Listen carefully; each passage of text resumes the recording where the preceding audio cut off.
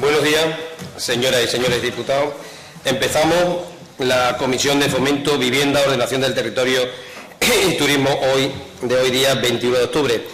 En primer lugar, vamos a pasar el primer punto del orden del día a la elección de secretario. Ya saben ustedes que el anterior secretario ha presentado su dimisión como diputado de esta Cámara, por lo tanto, estamos sin secretario y pasaremos a la elección de secretario. Como le corresponde, debido al acuerdo que hay entre los grupos parlamentarios, le corresponde la elección al Grupo Popular Extremadura Unida. Por parte del Grupo Popular, ¿hay alguna propuesta? Sí, señor presidente. Vamos a proponer inicialmente a doña Inés Rubio Díaz como secretaria de esta comisión. Gracias. Señor Herrero, ¿alguna intervención al respecto? Se entiende, pasamos a votación. ¿Votos en contra? ¿Abstenciones? Por lo tanto, se aprueba por la unanimidad de los presentes. Doña Inés, ¿puede usted pasar?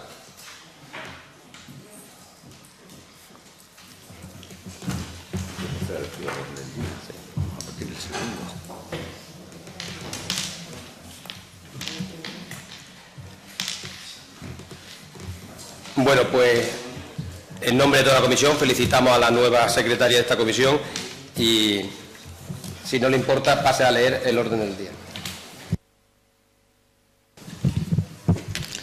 Buenos días.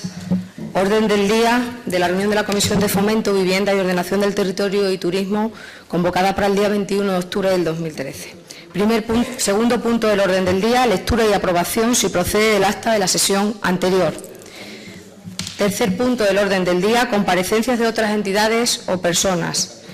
Comparecencia de otras entidades o personas del presidente y o de la vicepresidenta de la Asociación para la Atención e Integración Social de las Personas con Discapacidad Física de Extremadura, APAMES, y o la directora de la Oficina Técnica de Accesibilidad de Extremadura, OTAES, a los efectos de informar y poner en valor ante la Comisión de Fomento, Vivienda, Ordenación del Territorio y Turismo la labor que desempeñan en defensa de los intereses de las personas con discapacidad física y, más concretamente, en materia de accesibilidad, formulada por una quinta parte de los miembros de la comisión pertenecientes al Grupo Parlamentario Popular Extremadura Unida, de conformidad con lo previsto en el artículo 204 del reglamento de la Cámara, con registro de entrada número 12.229. Cuarto punto del orden del día, preguntas con solicitud de respuesta oral ante la comisión. Pregunta 300 sobre proyectos licitados y cuantía de los mismos a fecha de 31 de diciembre del 2012 con cargo al programa 353C de la sección 16 de los presupuestos generales de la Comunidad Autónoma de Extremadura del 2012, formulada por don Francisco Macías Martín, con registro de entrada número 7456. Pregunta 447. ¿Qué ríos piensa regular la Junta de Extremadura con la construcción de nuevas presas? Formulada por don Francisco Macías Martín, con registro de entrada 12.295. Pregunta 457 sobre las causas que han llevado a la Junta de Extremadura a privatizar las estaciones de inspección técnica de vehículos de Olivenza y Almendralejo, formulada por don Francisco Macías Martín, con registro de entrada número 12.788. Quinto punto del orden del día, solicitudes de comparecencia ante comisión a petición de los miembros de la Cámara. Solicitud de comparecencia ante comisión a petición de los miembros de la Cámara del ilustrísimo señor Director General de Transporte, Ordenación del Territorio y Urbanismo, a los efectos de informar ante la Comisión de Fomento, Vivienda y Ordenación del Territorio y Turismo sobre la decisión de la Junta de Extremadura de privatizar la gestión de 10 estaciones de inspección técnica de vehículos, formulada por una quinta parte de los miembros de la comisión pertenecientes al Grupo Parlamentario Socialista Regionalista, de conformidad con lo previsto en el artículo 205 del reglamento de la Cámara, registro de entrada número 12.766, y solicitud de comparecencia ante comisión a petición de los miembros de la Cámara del ilustrísimo señor Director General de Transportes, Ordenación del Territorio y Urbanismo, a los efectos de informar ante la Comisión de Fomento, Vivienda, Ordenación del Territorio y Turismo sobre la situación del transporte público de la Comunidad Autónoma de Extremadura, formulada por el Grupo Mixto, Agrupación de Diputados Regionalistas Prescrés, con registro de entrada 13.200. Gracias, señora secretaria. Pasamos al punto segundo, lectura y aprobación, si procede, del acta de la sesión anterior. ¿Alguna observación al acta? Se entiende también aprobado por unanimidad de los presentes. Y ahora vamos a hacer una ligera modificación, ya está consultado con los distintos portavoces de los grupos aquí presentes, y vamos a pasar al punto número 5. Luego continuamos con el orden del día. El punto número 5 está compuesto por 2 solicitudes de comparecencia a petición de un miembro de la Cámara.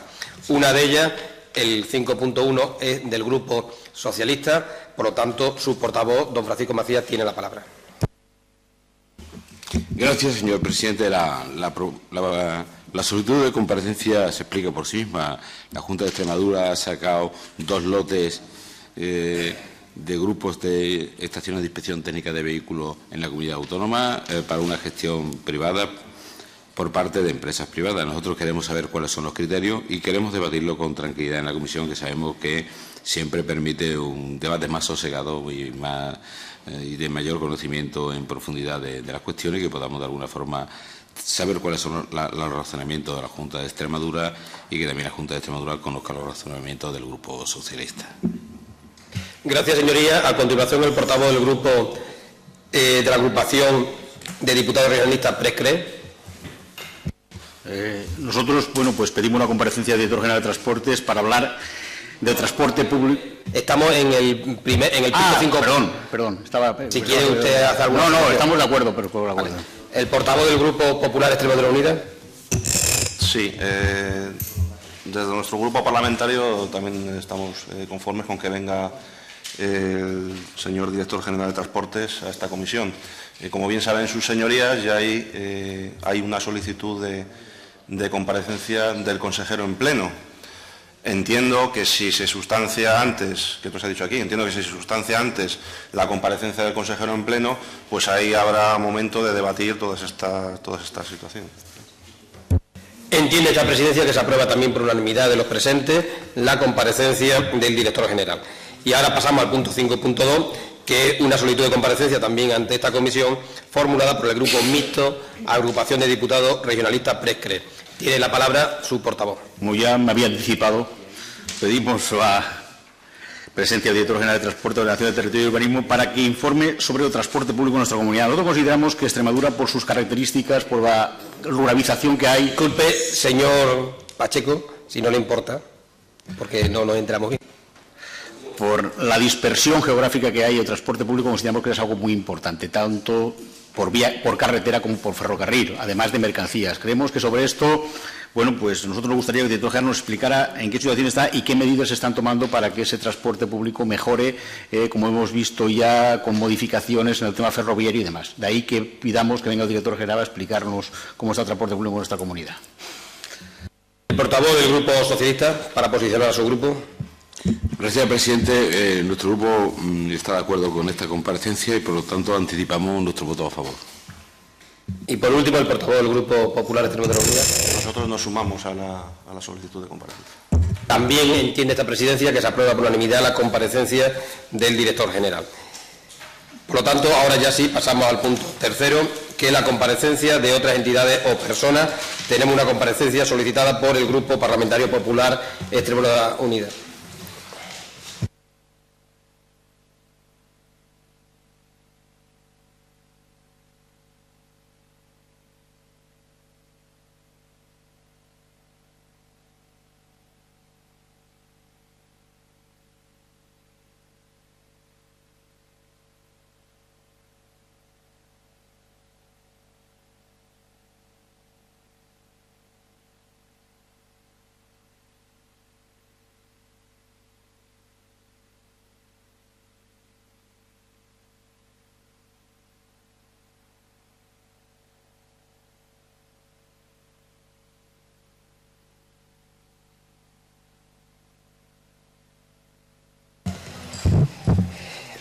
Continuamos con el punto 3.1. En primer lugar, en nombre de toda la comisión, le queremos dar la bienvenida a don Jesús Gumiel, Asunción Muñoz y Manuela Calvo por su asistencia a esta comisión. También le queremos agradecer la disponibilidad que ha tenido el comparecer ante esta comisión a petición de un grupo parlamentario. En principio, interviene el portavoz del grupo parlamentario o la portavoz del grupo parlamentario, la señora Cortés, para sustanciar dicha comparecencia. El tiempo son 5 minutos, creo, ¿no? Tiempo máximo de 5 minutos. Gracias, señor presidente. Señor Gumiel, en primer lugar, darle la bienvenida a esta comisión, a usted y a las personas que la acompañan, también al director general de Vivienda, que ha querido estar presente en esta comparecencia, y agradecerle en nombre de mi grupo parlamentario su comparecencia. Hemos pedido, hicimos la solicitud, porque el grupo parlamentario al que represento nos parece muy importante la labor que desde APAME se viene desarrollando en colaboración con OTAES a través de los convenios que ustedes tienen firmados, y al objeto de poder identificar el asunto que hoy tratamos en esta comisión. El concepto europeo de accesibilidad establece que la accesibilidad es el conjunto de criterios que permite que cualquier entorno, producto o servicio sea respetuoso con la diversidad humana, seguro, saludable, funcional, comprensible y estético.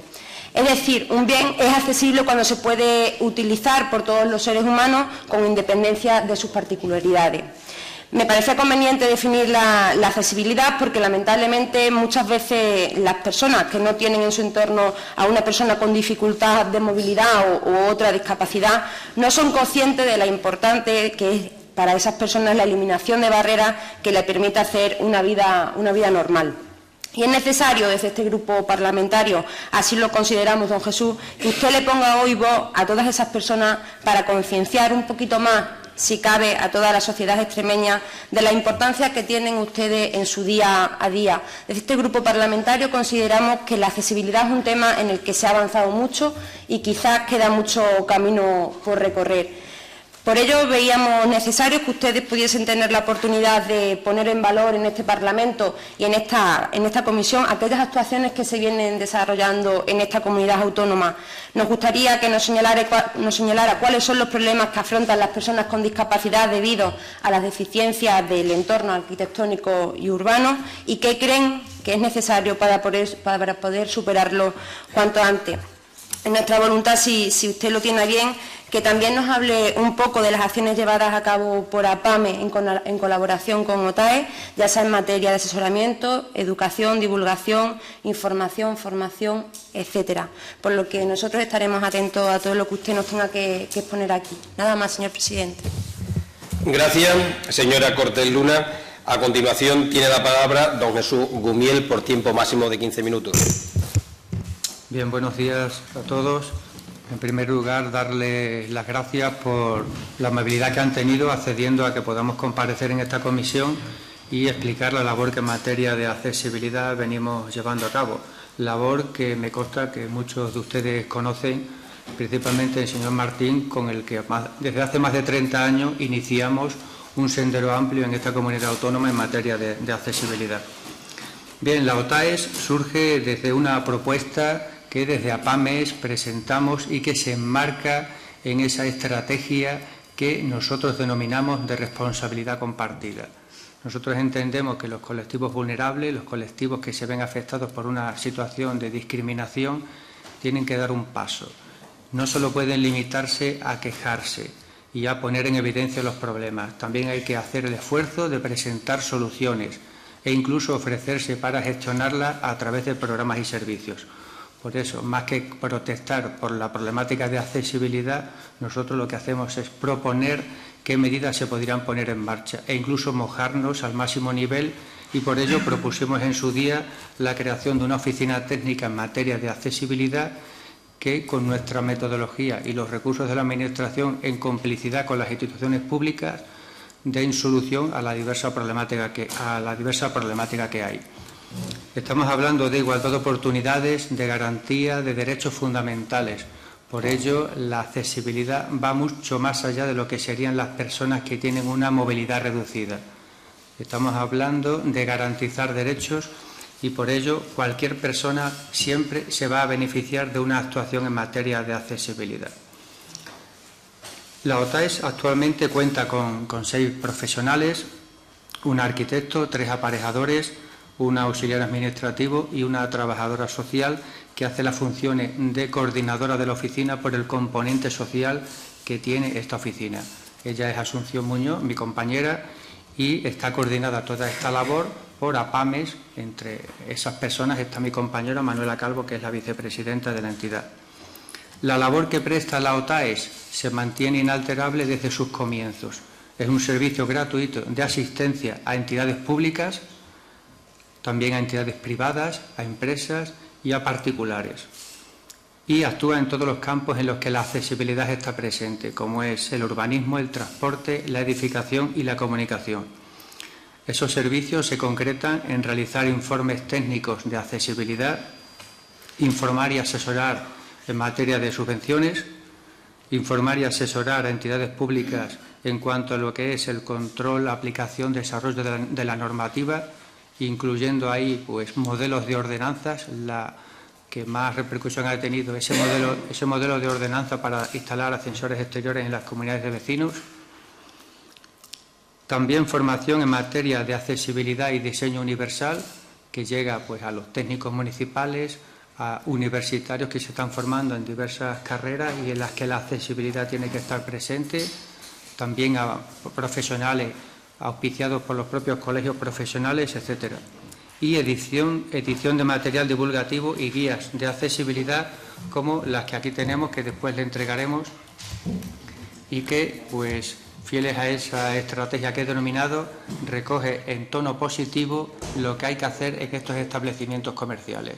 Más que decirles que tendrían que ser denunciados por quien cumple la normativa, lo que les decimos es: tengan en cuenta ciertos detalles si van a hacer reformas, porque están perdiendo clientes.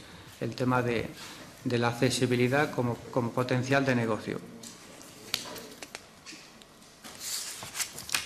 Como datos estadísticos para que se conozca el volumen del trabajo que venimos desarrollando, a fecha del pasado viernes 18 de octubre, en total se han realizado 1.130 asesoramientos, resueltos 1.006 en proceso de elaboración, es decir, ya tras la visita inicial y la toma de datos, 9, y 15 que se han cursado a la oficina en las últimas semanas y todavía están pendientes de visita. De esos 1.130 asesoramientos, 728, es decir, un 64%, han sido resueltos bajo la forma de consulta, tanto técnica como administrativa. Esta es una baza muy importante de la OTAES, que garantiza que en el plazo de 48 horas se le da una respuesta a aquel técnico municipal que plantea una problemática en un municipio.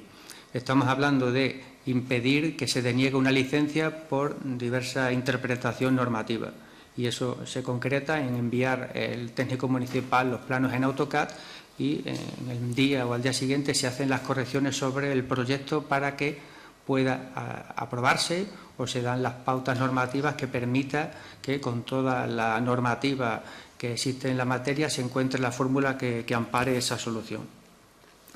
Y 402 de esos 1.130, es decir, un 36%, que han sido estudios, informes de accesibilidad.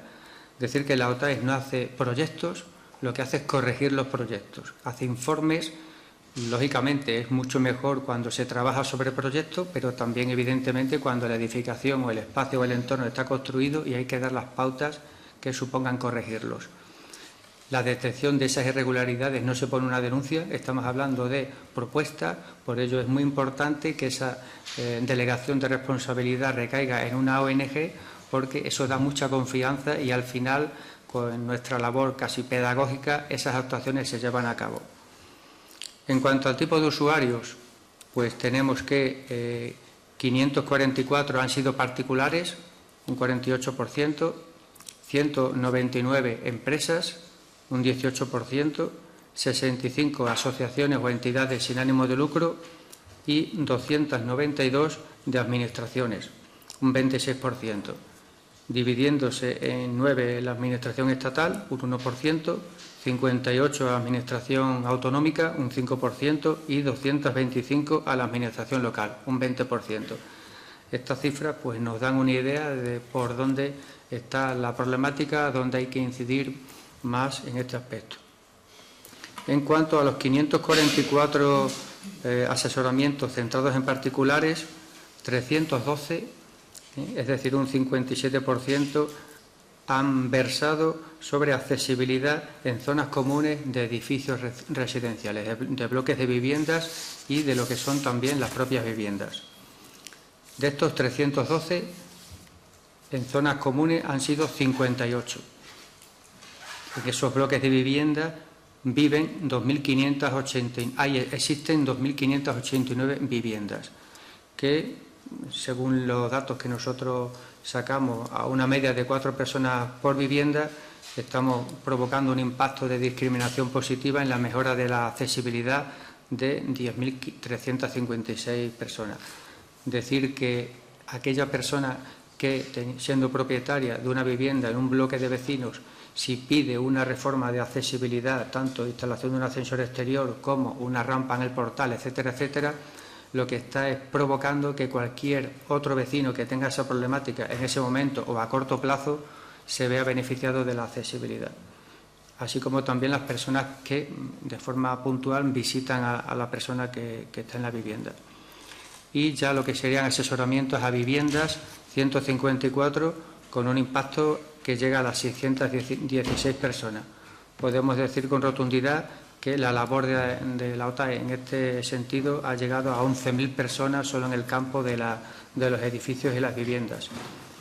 Todo ello, además, se vería incrementado con todos aquellos responsables de comunidades que han provocado la instalación de ascensores exteriores y que ya, pues, por la mecánica de la petición, no acuden a la OTAE porque las propias empresas de ascensores en su estrategia comercial están incorporando llevar esta medida y se están poniendo sin ningún tipo de dificultad. También, dato importante, lo que supone asesoramiento a locales y establecimientos de uso público y uso privado.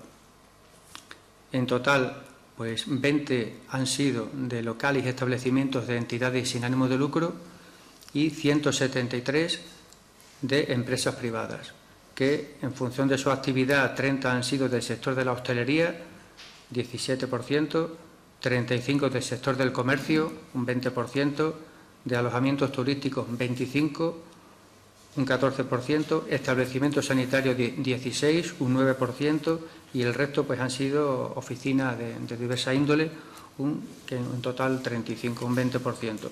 Decir que la labor que se lleva a cabo en los alojamientos, por ejemplo, turísticos, pues tiene también un talante pedagógico, ¿no? Si asesoramos a algún hotel, pues rápidamente la cadena pues va a tomar esa pauta.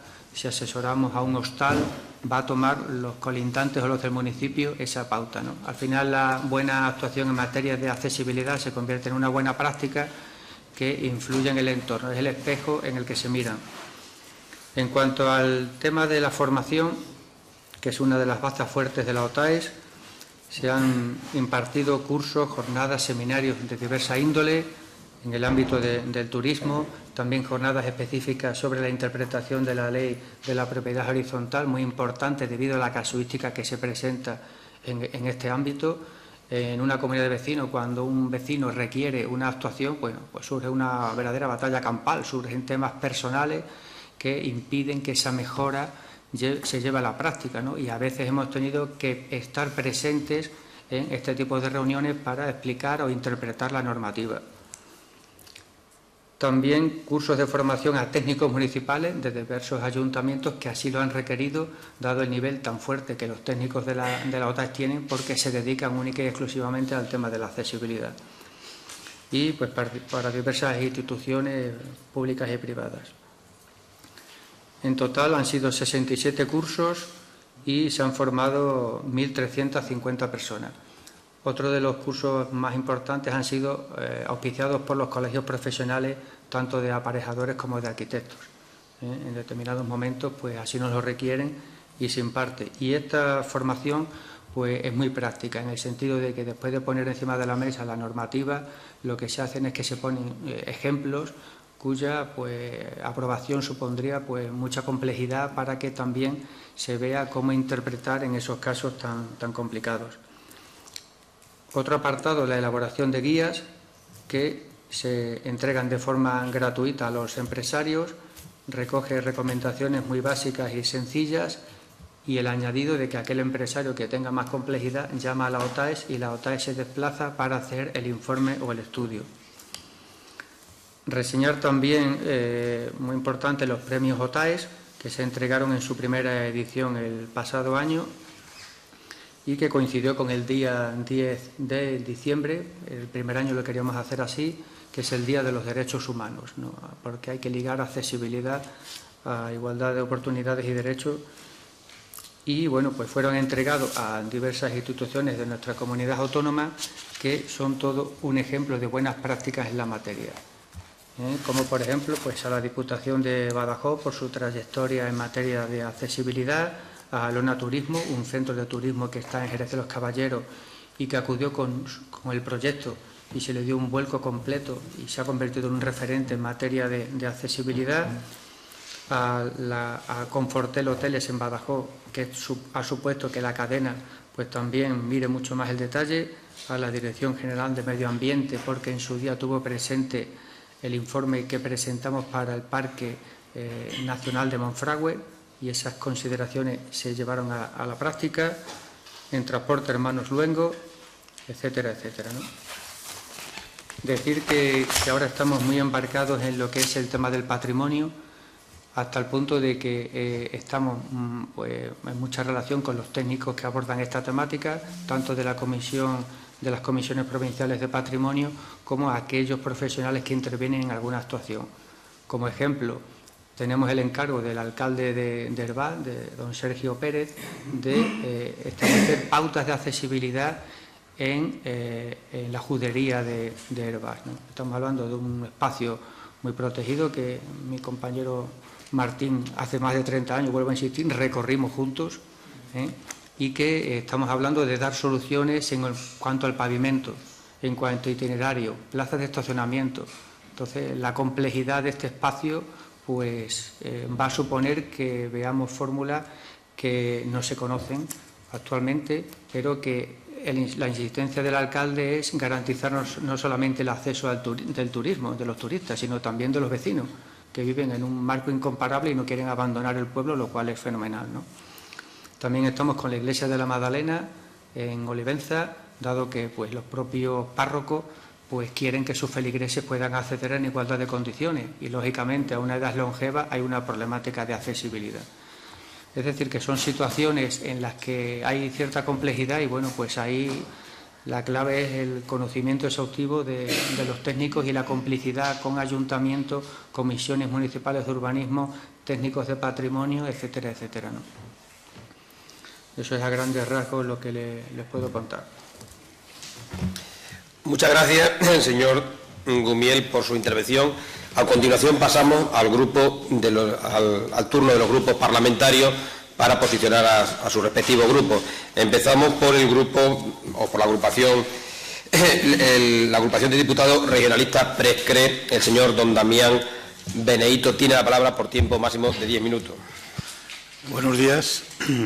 Desde Prescre agradecemos su presencia en esta comisión y yo he seguido con atención todo lo que desde APAMEX y desde OTAES se está haciendo con el tema de la accesibilidad para las personas que tienen algún tipo de discapacidad, no solamente ya por discapacidad, incluso hasta por la misma edad, como decía, especialmente en el tema de los edificios, por ejemplo, de iglesias, donde vemos, últimamente he visto en presencia hacer una rampa en una de las iglesias, precisamente porque ya era imposible que las personas mayores pudieran acceder. Ustedes han dado muchos datos, pero a mí me gustaría que en su próxima intervención, por eso voy a ser breve, simplemente nos diera cuáles son los déficits que tenemos aún en nuestra comunidad en el tema de accesibilidad. Es decir, se están haciendo muchas cosas, hay mucha gente colaborando, se piden muchos informes, los ayuntamientos se preocupan, las diputaciones también, pero yo creo que aún hay pasos por dar, entiendo, y aún habría que a lo mejor tomar algún tipo de medida que hiciera que esto fuera un poquito más deprisa de lo que va, porque en muchos sitios la accesibilidad es complicada, sobre todo partiendo de vista que tenemos una comunidad de población muy dispersa, zonas rurales, algunas zonas pues ya de por sí son puros accidentes geográficos, porque me estoy refiriendo a comarcas como Urdes, Gata y demás, donde la accesibilidad es mucho más complicada a la hora de resolver que en grandes ciudades, a lo que a lo mejor es más sencillo. Entonces, pues que me digan un poco qué medidas y qué problemas creen ustedes. Y otra cosa que también, ¿qué les pedirían ustedes a la Administración, al Gobierno de Extremadura para atajar o para ayudar o para colaborar? Yo siempre he pensado que las ONGs afortunadamente están y existen, pero muchas veces uno piensa que es que hay una dejación de funciones por parte de los gobiernos que hace que las ONGs cada vez sean más imprescindibles, porque los gobiernos lo que tenían que hacer pues no lo hacen. Entonces, por eso me gustaría que ustedes me dijeran qué es lo que le piden ustedes a los gobiernos, al Gobierno de la Junta de Extremadura, en relación al tema de la accesibilidad. ¿Qué medidas debería tomar? Si la normativa que hay es suficiente o hay que buscar algún tipo de normativa que sea más clara o más restrictiva, digamos, para la gente que edifica muchas veces sin tener en cuenta que hay personas que tienen problemas para acceder. No voy a extender nada más, creo que ahí hay para contestar. Muchas gracias. Gracias, señor Benedito Pita. A continuación, la portavoz del Grupo Parlamentario Socialista, doña María Isabel Moreno Duque, tiene también la palabra por tiempo máximo de 10 minutos. Gracias, presidente. Bueno, en primer lugar, agradecer la comparecencia. Ha sido todo un acierto la solicitud del Grupo Popular, porque yo creo que nunca está lo suficientemente reconocida la labor que hacen ustedes. Una labor esencial. A mí, fundamentalmente, lo que me parece esencial es la sensibilización a través de la formación. Es un acierto. Nosotros siempre hemos estado comprometidos, el Grupo Socialista, con la accesibilidad, y por eso se firmó en la pasada legislatura ese convenio a través de una propuesta de APAMEX, ese convenio con la Junta de Extremadura para el mantenimiento de esta oficina. Eso fue un acierto, y como a nosotros tampoco nos gusta hacer una oposición destructiva, sino que constructiva y ser realistas cuando se acierta, también es un acierto del actual consejero el mantener esta oficina. Máxime cuando ya se están privatizando otras, como por ejemplo las que servían para tramitar las subvenciones de rehabilitación. Algo que antes era gratuito, ese servicio de asistencia, de asesoramiento, que el ciudadano, el extremeño o la extremeña que quería solicitar una rehabilitación no tenía que pagar, ahora sí va a tener que hacerlo, porque se le va a descontar del presupuesto protegible. Por eso es especialmente significativo, y me parece, y nosotros queremos destacar el acierto del consejero en mantener este tipo de oficinas. Es un acierto también porque hay zonas como, por ejemplo, en Guadalupe, cuando se suprimen otros servicios también, como las áreas de rehabilitación integrada, ¿no?, donde estaban técnicos especialistas en patrimonio. Cuando esas mismas zonas además no cuentan con oficinas de gestión urbanística, no cuentan con técnicos, necesariamente, si se quiere apostar por la accesibilidad, tienen que mantenerse oficinas como la de OTAES. La preocupación por la accesibilidad ha sido una constante del PSOE, y por eso aquí en esta comunidad autónoma a mí me gustaría que usted dijera si opina o no lo mismo.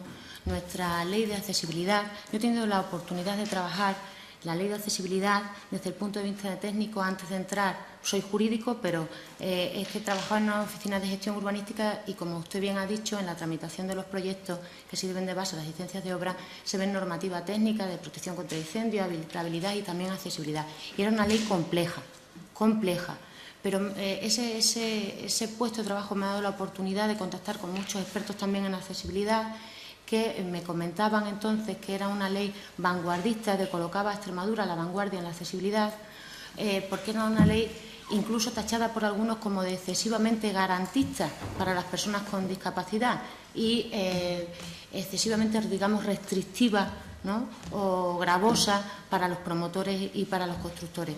No por la reserva del 3% de viviendas, que también lo había a nivel nacional, sino por la obligatoriedad de que fueran las viviendas convertibles aquí en Extremadura. No solamente los elementos comunes como ocurría en la Comunidad de Madrid, sino también las zonas privadas. Es verdad que era una ley vanguardista, era verdad que era especialmente restrictiva. Incluso el Gobierno en la pasada legislatura, teniendo presente lo que el CERMI pidió a nivel nacional, que se incrementara la reserva del 3% al 6%, aquí no se llevó a cabo. El Grupo Popular planteó una iniciativa que finalmente no se sustanció porque lo valoramos, y aquí, no sé si ustedes comparten lo mismo, esa reserva cubría sobradamente las necesidades que había, porque había muchas promociones en las que no se solicitaban tantas viviendas adaptadas como viviendas reservadas había. Por eso no se subió el porcentaje de viviendas reservadas del 3 al 6%. Me gustaría que nos dijera qué opinan ustedes, porque nosotros, ya digo, los grupos políticos, tanto el Partido Popular como el Partido Socialista aquí en la Asamblea, lo valoramos y tomamos esa decisión. Y luego me gustaría que nos dijera en su segunda intervención en qué medida deben modificar esa ley luego para adaptarla un poco a la modificación que ha tenido luego el Código Técnico de la Edificación, que nos hablara desde ese punto de vista en qué puede mejorarse esta normativa extremeña que tenemos. Nada más, muchas gracias. Gracias, señoría. A continuación, para cerrar este turno de intervención de los grupos parlamentarios, tiene la palabra la señora Cortés Luna por tiempo máximo de 10 minutos. Gracias, señor presidente. Don Jesús, me gustaría reiterarle nuestro agradecimiento por su explicación detallada y agradecerle una vez más la labor que desempeña, porque, como les decía en mi primera intervención, consideramos que su actividad o la actividad en colaboración con OTAI puede darnos un paso importante para seguir avanzando en materia de accesibilidad. Ya estemos hablando de vivienda pública, de vivienda privada, de edificios públicos o del conjunto urbano en general. Miren, hay algo sobre lo que en materia de accesibilidad se puso el acento hace ya más de tres décadas, pero sobre lo que lamentablemente aún queda mucho por trabajar y por concienciar a la sociedad, que es el concepto de diseño universal que usted bien ha nombrado aquí. Y no voy a descubrirle yo nada nuevo, ni muchísimo menos, pero me parece importante incidir en ese concepto. De hecho, aprovecho esta ocasión para recalcar la importancia de unos premios que van ya por su segunda edición, que llevan por nombre Premios OTAI a la Accesibilidad Universal, para reconocer y premiar la labor realizada por personas físicas, instituciones, corporaciones o entidades a favor de la accesibilidad.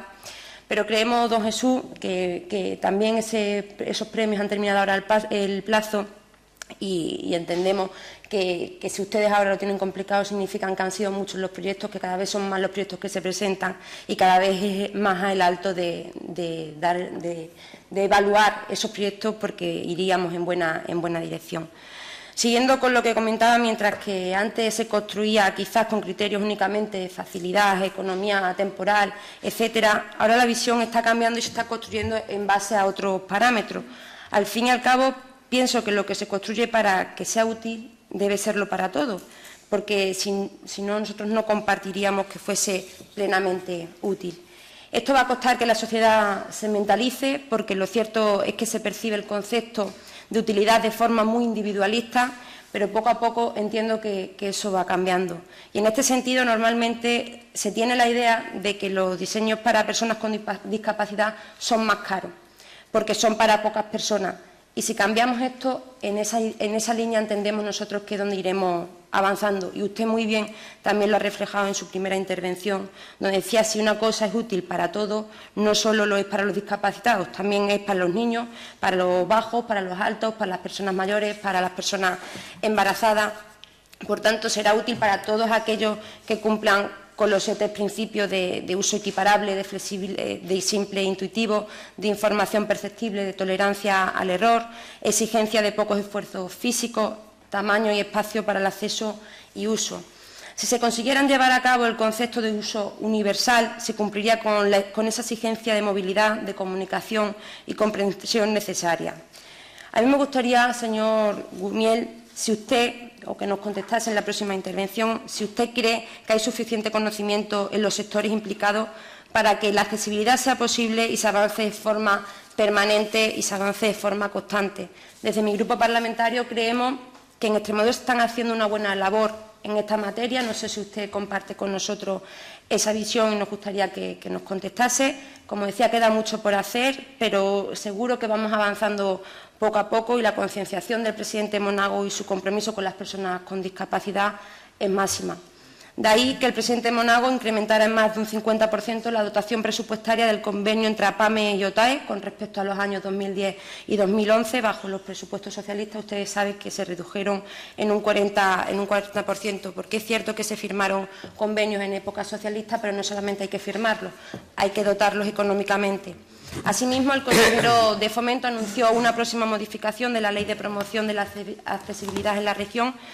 Y me gustaría saber, o no sé si usted sabe, que el nuevo plan de vivienda del Gobierno de Extremadura, y aprovechamos que está aquí el director general de Vivienda, hace especial hincapié en la figura de rehabilitación, que no contempla de forma completa la accesibilidad. Y no solo eso, entiendo que también hay que seguir avanzando en materia de obra nueva, porque también nos queda mucho por hacer. Con lo que quiero decir que el presidente Monago tiene muy presente en su labor de gobierno al colectivo de discapacitados, siendo consciente de la importancia de mejorar sus condiciones de vida y seguir legislando para que se sigan dando pasos importantes para ello. No voy a entrar ahora en definir cuáles son las medidas que el presidente Monago ha tomado con respecto en materia de discapacitados, pero han sido muchas, por ejemplo, en materia de apoyo, en materia de empleo también. Por lo que quiero decir que la sensibilización de este Gobierno con este colectivo es máxima. Pero volviendo a ese anuncio del consejero de la modificación de la Ley de Promoción a la Accesibilidad de la región, me gustaría que también nos diese su opinión sobre este anuncio, porque nos gustaría saber qué es lo que ustedes esperan ver reflejado en esa modificación. Los grupos parlamentarios, tanto el Partido Socialista como el Partido Popular, tenemos mucha representación en esta Asamblea y, por lo menos a mi grupo, nos gustaría saber qué es lo que ustedes demandan para, a la hora de tramitarlo, poder trabajar con respecto a lo que ustedes esperan. Ya por último, y con esto termino, don Jesús, hace menos de un mes, creo, han firmado ustedes otro convenio con APAME y AENOR.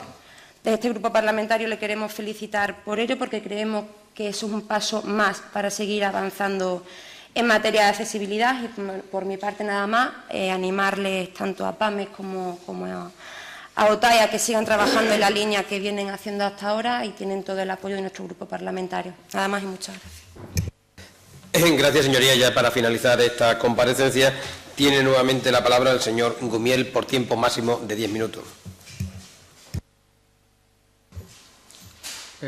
Contestando muy rápidamente, porque son muchas preguntas, le agradezco su intervención y además pues ha dado en una de las claves que nosotros entendemos que es preciso abordar, ¿no? ¿Qué asignatura pendiente habría? Bueno, pues la labor educativa, la labor de concienciar a las personas de que tienen que respetar a los otros, a sus semejantes, ¿no? Porque eso es lo que falla en gran parte de los países, a excepción del norte de Europa, en lo que hay otra mentalidad. Ejemplo, pues ocupar plazas reservadas para personas con discapacidad. Ejemplo, lo que he dicho en las comunidades de vecinos, que un vecino precisa una rampa y los demás por cuestiones personales se le impiden. O sea, respetar derechos fundamentales. Es necesario, lógicamente, que haya leyes que sean muy concretas y muy restrictivas para que amparen esos derechos, pero lo suyo sería que se entienda que este tema es un tema que nos afecta a todos. Por eso nosotros llevamos 6 años trabajando con los escolares. Visitamos a los chavales, les damos información sobre accesibilidad, incluso a niños de 3 a 6 años tenemos un guiñol con personajes con discapacidad. Los chavales llegan a sus domicilios y algunos padres nos llaman y nos dicen: ya no volveré a ocupar una plaza reservada porque mi hijo ha dicho que esa plaza no la puedes ocupar porque la precisa alguien. O sea, la concienciación para que el día de mañana, cuando esos escolares tomen decisiones, las hagan totalmente diferentes a nosotros, porque la accesibilidad se está entendiendo a ciertas edades como algo impuesto, algo nuevo, algo que hay que cambiar, cuando tiene que ser algo de absoluta normalidad. La labor fuerte también ha sido con muchos profesionales del ámbito de la arquitectura, precisamente por cambiarles los esquemas de los conocimientos que tenían y las nuevas pautas de accesibilidad. Por eso, bueno, pues también esa labor pedagógica que hacemos con los profesionales, pero principalmente labor educativa y de respeto. Y después, ¿qué le pedimos a la Administración? Pues lo que le pedimos es que siga confiando en nosotros, que delegue esa responsabilidad en la sociedad civil. Si nosotros, las personas con discapacidad, decimos que somos los que mejor conocemos nuestra problemática por la cuenta que nos trae y nos comprometemos a administrar esos recursos de forma óptima, sometidos a todas las auditorías habidas y por haber y dando resultados, pues lo que pretendemos es eso, que se siga confiando, porque esa tiene que ser la labor, complicidad de Administración con la sociedad civil, en este caso con los colectivos que se ven afectados, ¿no? Decirle que en los primeros años de la Ley de Accesibilidad del 97, pues nos teníamos que dedicar a visitar los ayuntamientos para decirle a los alcaldes y concejales que existía una ley de accesibilidad y lo que ello contemplaba, y que recogía que un 10% de sus presupuestos se tenían que destinar a eliminación de barreras arquitectónicas y de la comunicación. Esos alcaldes nos decían que, bueno, esa ley, ¿de dónde había salido? ¿Eso quién lo había impuesto? Por eso es muy importante que haya un pacto de todos los sectores políticos para que cualquier nueva ley esté consensuada, pero al máximo nivel, incluido el económico, y quién tiene repercusión. En cuanto a la necesidad de un nuevo marco normativo, pues evidentemente sí.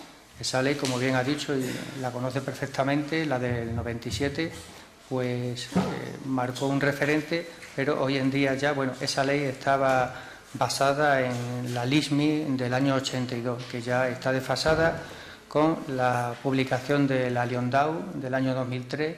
Como bien sabe, ya establece unas nuevas condiciones de accesibilidad. Ya no se habla de 3 niveles, sino de accesibilidad y diseño universal al máximo nivel. Ya también pues ya no se habla de eliminación de barreras, como digo, de diseño universal, y ya pues hay que ir adaptando todos los marcos normativos autonómicos. Algunos han dado un paso al frente, otros todavía son más reacios, pero nosotros pues en su día se lo trasladamos al consejero, a don Víctor Gerardo del Moral. Él coincidía con nosotros y nosotros ya nos hemos adelantado y le hemos trasladado consideraciones a los técnicos de la consejería a tener en cuenta en cuanto al reglamento, que nos preocupa muchísimo, ¿no? Y han sido muy bien vistas, por lo tanto existe una fluidez, por lo que digo, ¿no? Porque nosotros lo que presentamos son propuestas, pero van muy argumentadas. Es muy raro que alguien nos diga que no, porque hacemos un trabajo de campo muy fuerte que permite que lo que presentemos sea lógico y beneficie a toda la ciudadanía, ¿no? En cuanto al tema de las viviendas, bueno, pues en los primeros años en los que empezamos nosotros a hablar de accesibilidad, nos encontrábamos que nadie quería viviendas adaptadas porque había muchas personas que ni siquiera querían reconocer que tenían una discapacidad. Estoy hablando de hace más de 30 años. Con el paso de los años, las personas son proclives a vivir en espacios accesibles, pero lo que quieren es que se les reforme su vivienda. Le planteas a alguien cambiarse a una vivienda adaptada y no quiere, lo que quiere son reformas in situ.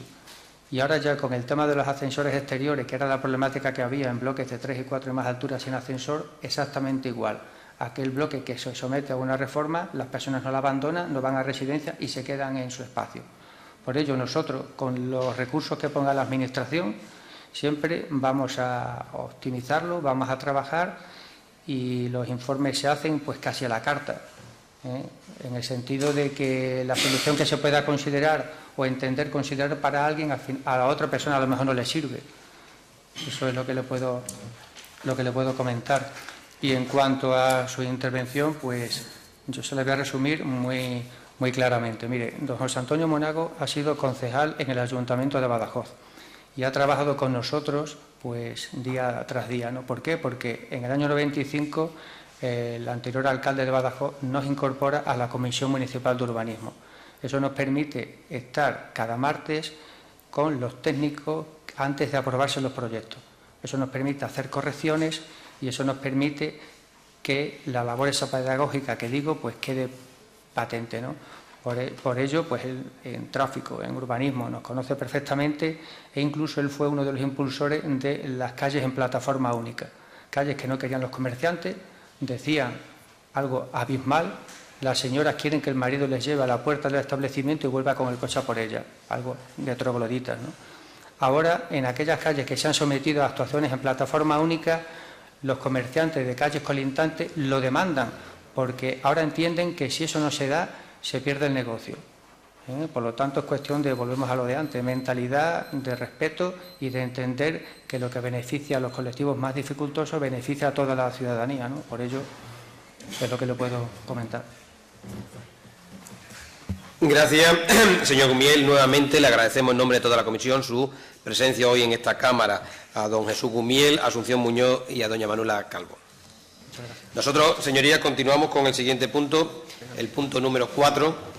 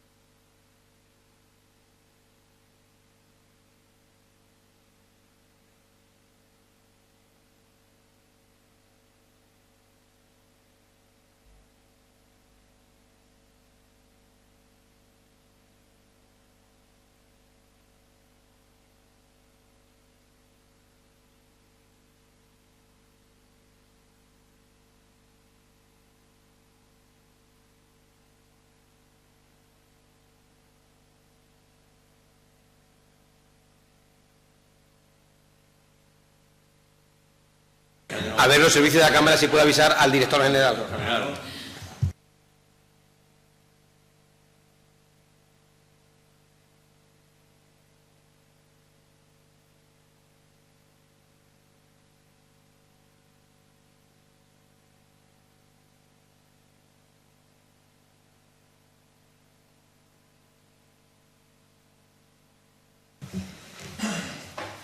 Continuamos, señoría, con el punto número 4, que son 3 preguntas con respuesta oral ante esta comisión.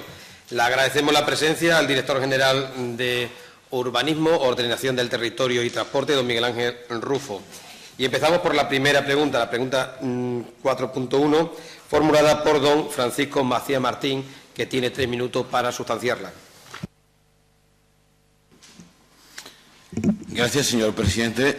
Hemos formulado en relación al año 2013 una serie de preguntas semejantes a esta y se nos está dando una respuesta realmente, creemos, incorrecta porque se nos remite a la página web del contratante de la Junta de Extremadura, por lo cual ustedes me dirán. Por lo tanto, nosotros tenemos la voluntad de formular estas preguntas por escrito, a petición del presidente de la Asamblea, la vamos a mantener y desde luego la vamos a formular oral porque creemos que así nos responderán sobre lo que preguntamos. En este caso, señor presidente, preguntamos a la Junta de Extremadura sobre los proyectos licitados y cuantías de los mismos a fecha 31 de diciembre de 2012 con cargo al programa 353C de la sección 16.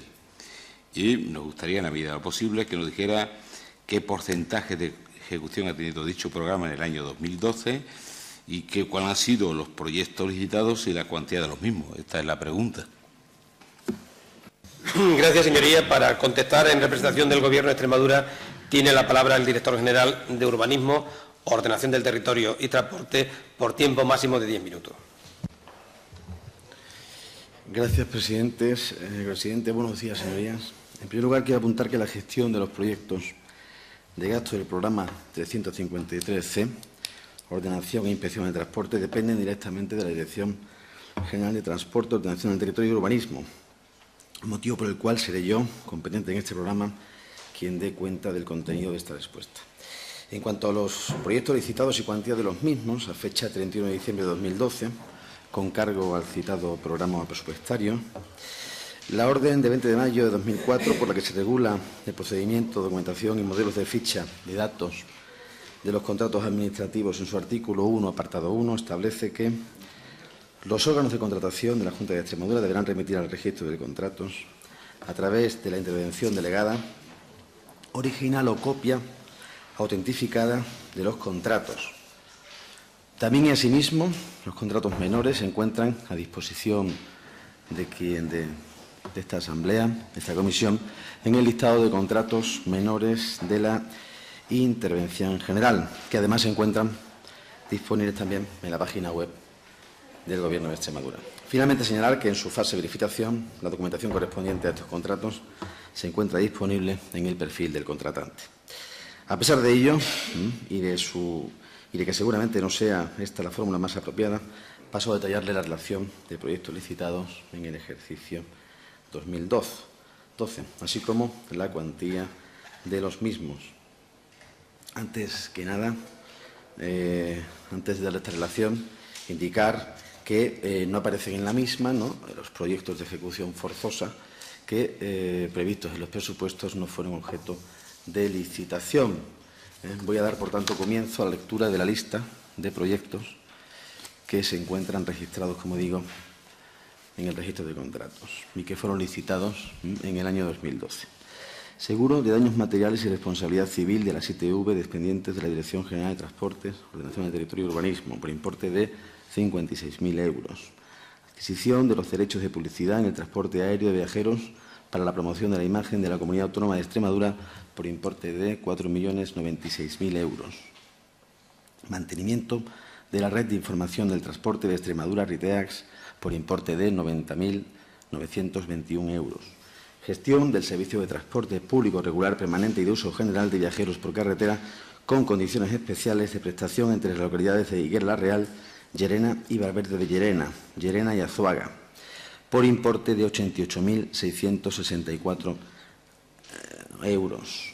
Gestión del servicio de transporte público regular permanente y de uso general de viajeros por carretera con condiciones especiales de prestación entre las localidades de Gargantilla y Plasencia, por importe de 8.921 euros. Gestión del servicio de transporte público regular permanente y de uso general de viajeros por carretera con condiciones especiales de prestación entre las localidades de Rebollar, Plasencia, por importe de 12.062 euros. Gestión del servicio de transporte público regular permanente y de uso general de viajeros por carretera con condiciones especiales de prestación entre las localidades de Garbayuela, Tararrubias, por importe de 16.326 euros.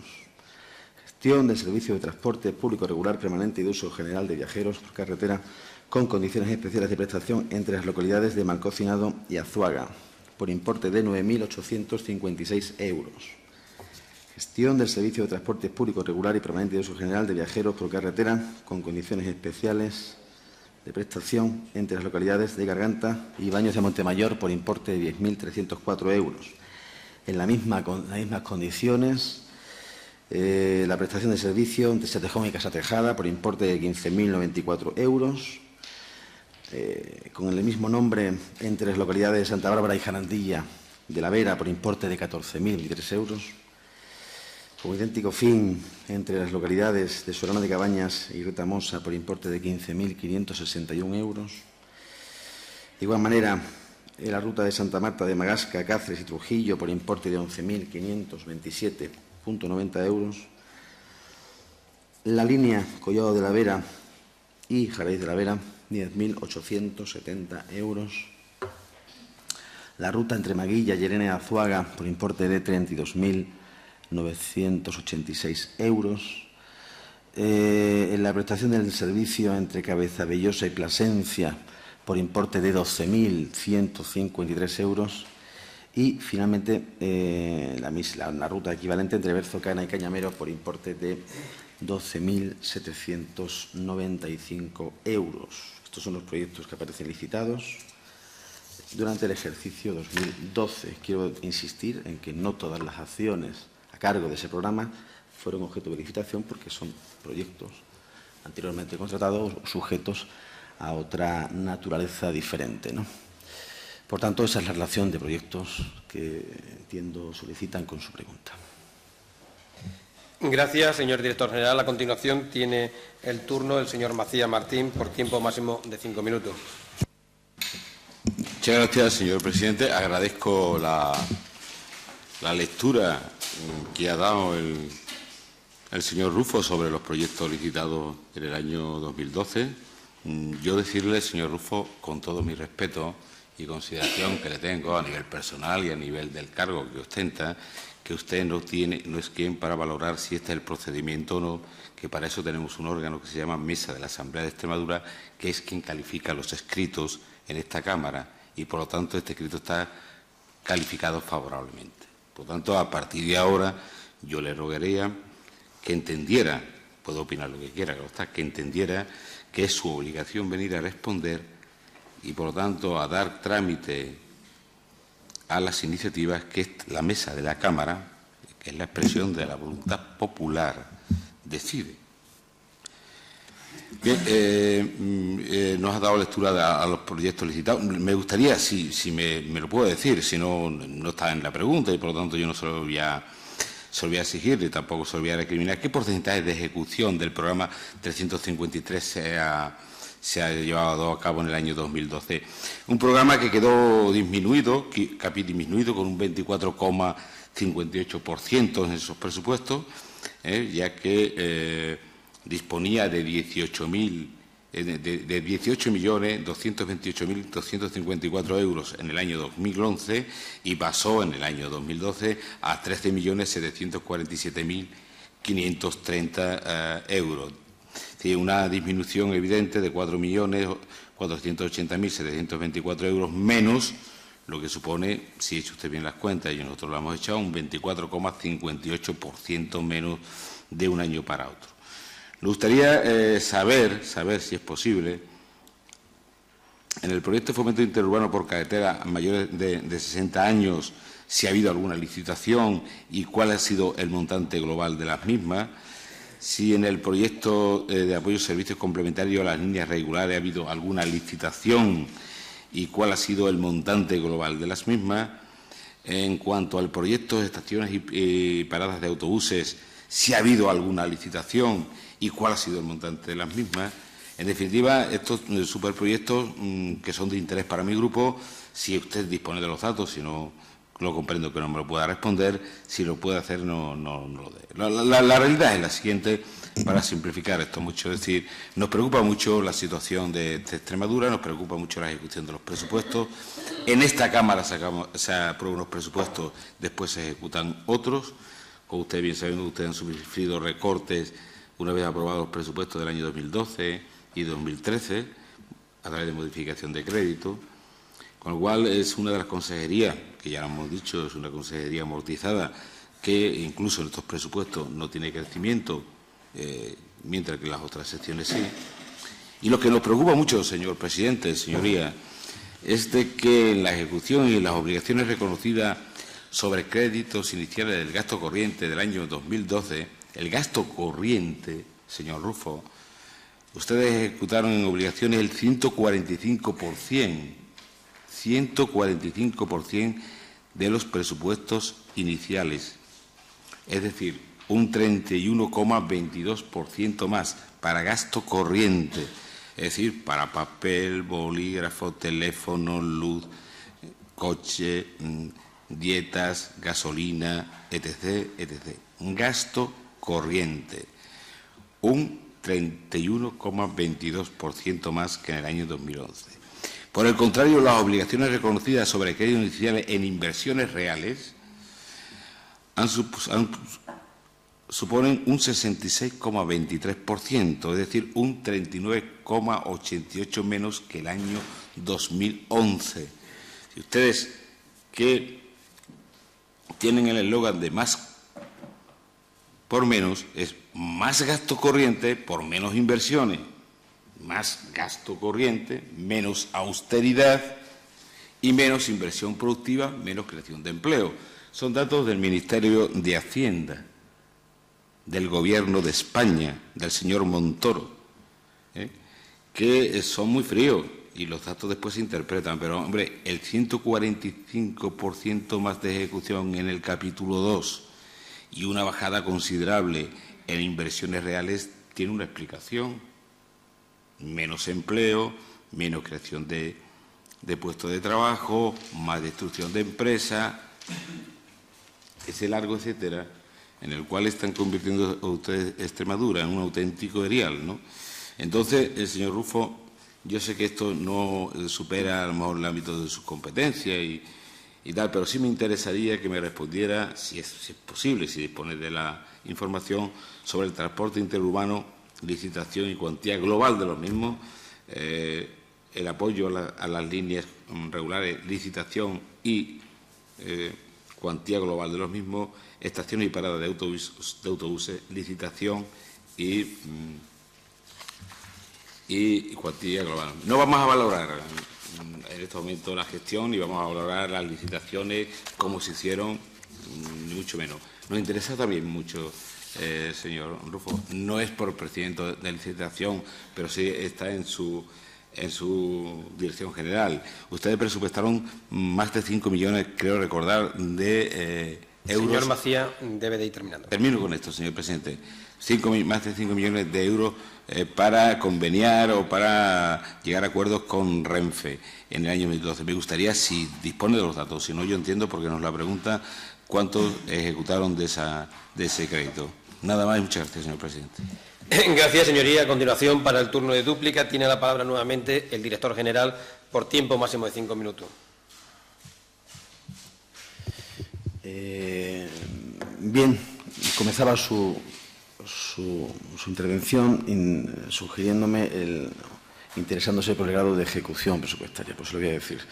El grado de ejecución presupuestaria del programa 353C, el que corresponde a la Dirección General de Transportes, fue del 83,96% en el ejercicio 2012. Si quiere, lo podemos comparar con el de 2010, que no alcanzó el 52% en cuanto a su grado de ejecución presupuestaria.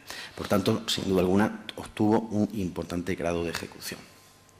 Para su información. En segundo lugar, me pide que le facilite, ya lo he hecho, la relación de las licitaciones llevadas a cabo durante el ejercicio 2012. En concreto, le aclaro, todo aquello que hace referencia a las subvenciones que perciben los mayores de 60 años para poder acceder de una forma ventajosa al transporte interurbano no son licitaciones, es una subvención que se le abona a la empresa que soporta o que vende de forma reducida los billetes, con lo cual eso no tiene importe de licitación. Pero le diré más. En esa partida presupuestaria, sí, al principio la ley de presupuestos contemplaba una cantidad de 695.000 euros. Durante el 2012 elevamos, mediante modificación presupuestaria, a la cantidad de 1.025.000 euros. Yo entiendo que ese es uno de los proyectos seguramente más importantes de la dirección y, por tanto, obtuvo un incremento vía modificación durante el ejercicio 2012. Cuando preguntaba, señor Macías, por las licitaciones en materia de servicios complementarios al transporte, son las que he dado. Entiendo que no hace falta que les voy a leer. De todas formas, le diré que también durante el 2012 se pasó de lo que contemplaba la ley al principio del ejercicio por importe de 640.000 euros a otro importe muy superior de 961.000 euros. Por tanto, el superproyecto que hace referencia a las subvenciones en materia de transportes fue fue objeto de un merecido respeto presupuestario durante todo el ejercicio 2012. Pero le diré más. Es cierto que en el programa, en el presupuesto que se aprueba en la ley, al final del ejercicio anterior, para el ejercicio siguiente, se refleja de alguna forma cuál es la voluntad propia de la Consejería y cuáles son las acciones que pretende llevar a cabo en esa acción de Gobierno. Y si me permite, y para refrendar el alto porcentaje de ejecución que, como decía, se alcanzó, vamos a hacer un breve repaso, si le permite. En materia de subvención al transporte ha quedado claro que incrementamos el presupuesto durante el 2012 en 600.000 euros. Con lo cual nuestro apoyo al transporte interurbano fue absoluto y contundente. En materia de ITVs quedaron cubiertas todas las necesidades de conservación y mantenimiento que necesitaron, hasta el punto de que crecieron significativamente el número de inspecciones realizadas. En cuanto al transporte aéreo, se prestó contra el superproyecto de transporte aéreo, publicidad y promoción, entre los meses de abril y diciembre, con un coste para las arcas autonómicas de 0,45 millones de euros en lugar de los 2 millones inicialmente presupuestados. Este recorte presupuestario en ningún caso puede reportar ninguna merma en el servicio, ni en la creación de empleo ni nada parecido, ¿no?, como usted parece insinuar. En cuanto a las redes de centros de transporte, que es otro de los superproyectos que aparecen recogidos en este programa, tuvieron un funcionamiento absolutamente normal, cumpliendo con todos los objetivos marcados a principio del ejercicio. En cuanto a los servicios ferroviarios, en nuestra región fueron prestados la totalidad de los servicios ferroviarios. Si finalmente todo eso ocurrió a coste cero, entienda que no es ninguna mala noticia presupuestaria precisamente para la comunidad autónoma. Había entonces presupuestada 1.700.000 euros. A coste cero se cubrieron todos los servicios. Esto es hacer mucho más por mucho menos, ¿verdad? No solamente más por menos. En cuanto a inversiones ferroviarias, como usted bien sabe, existía un convenio suscrito entre Adif y la Junta de Extremadura que finalizaba en el 2009, finalmente se prorrogó hasta el 2012 a la vista de que el Ministerio de Fomento en esa época dejó de cumplirlo, no así la Junta de Extremadura, y nosotros tampoco fuimos capaces de que el Ministerio de Fomento, entonces dirigido por el Gobierno de José Luis Rodríguez Zapatero, decidiera cumplir con su parte. Ese fue el motivo por el cual los 5,6 millones de euros que aparecían presupuestados como fondos de inversión para la ejecución de ese convenio, no hubo manera de poder llevarlo a cabo. Y esto no es una buena noticia, sin duda alguna, pero que quede claro que fue ante la negativa permanente del Ministerio de Fomento en el cumplimiento de ese convenio. A cambio, nosotros, con el nuevo Ministerio de Fomento, conseguimos firmar en julio de 2012 un nuevo convenio a coste cero, otra vez mucho más por menos, a coste cero, para las arcas autonómicas, para que el Ministerio de Fomento, a cargo del presupuesto general del Estado, realizase aquellas actuaciones que en su día el otro Ministerio de Fomento no quiso cumplir y que se derivaban del convenio anteriormente firmado. Y esto es todo. Plena satisfacción a los objetivos marcados en los presupuestos, que, como usted bien dice, reflejan la voluntad no solamente de la Asamblea, sino también del Gobierno cuando plantea los presupuestos, y una importantísima porcentaje de ejecución presupuestaria. Yo creo que ha sido un grandísimo ejemplo de cómo se puede hacer bastante más por bastante menos.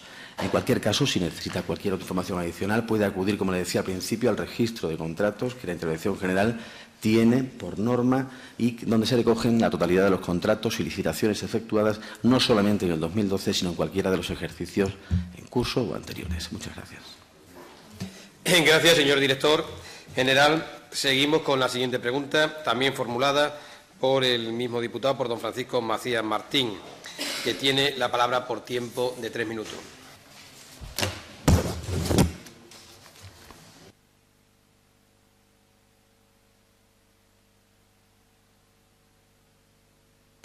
Gracias, señor presidente. Es evidente que el señor Zapatero dejó de gobernar en el 2011.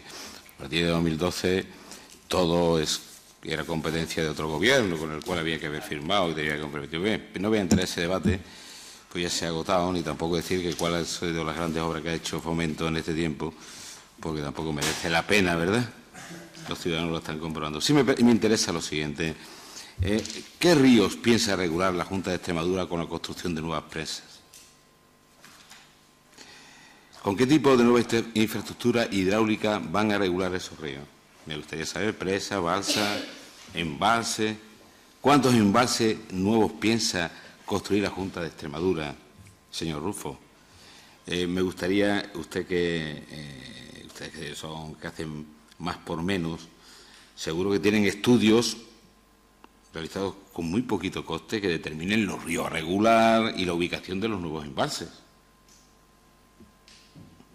¿Y cuáles son las inversiones previstas para las nuevas presas? ¿Tienen ustedes ya una previsión económica de la inversión a realizar, del coste de las nuevas presas que están ustedes preparando? Nada más. Muchas gracias, señor presidente. Gracias, señoría. A continuación, para contestar a la pregunta, por tiempo máximo también de 10 minutos, tiene la palabra el director general de Urbanismo. Bueno, antes que nada, quiero informar que por causas sobrevenidas, pues no ha sido posible la asistencia de la directora general de Carreteras y Obras Hidráulicas, a quien correspondía la respuesta a esta pregunta.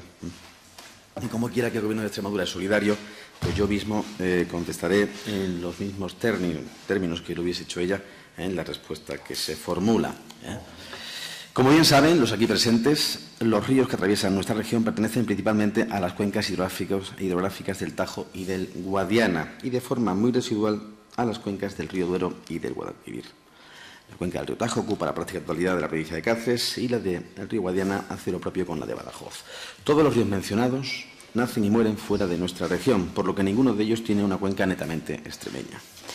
Esta circunstancia traslada la competencia de su ordenación, planificación y gestión a la Administración General del Estado y en ningún caso a la Comunidad Autónoma de Extremadura, que solo ejercería tal función en los casos de aquellos ríos que nacieran y muriesen dentro de su ámbito territorial.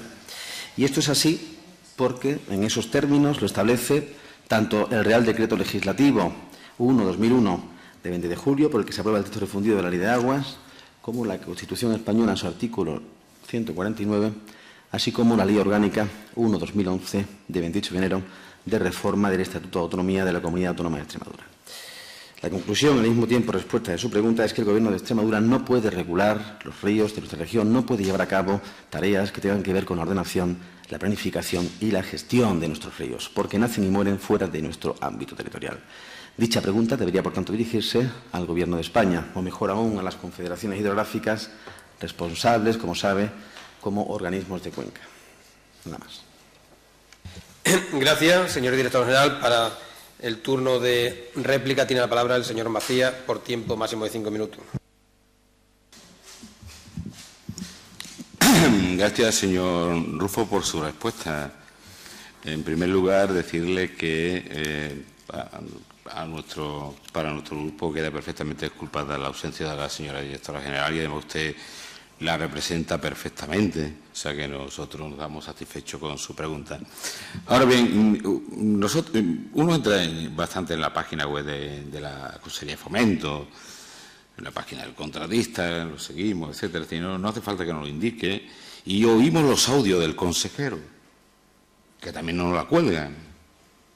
Y claro, el consejero de Fomento, el señor de Moral, salvo que mienta una vez más, ha anunciado en una jornada sobre el agua, Estrategia del Agua 2014-2020, que tienen previsto y tienen idea de hacer presas para regular los ríos en Extremadura. Lo ha dicho el señor consejero.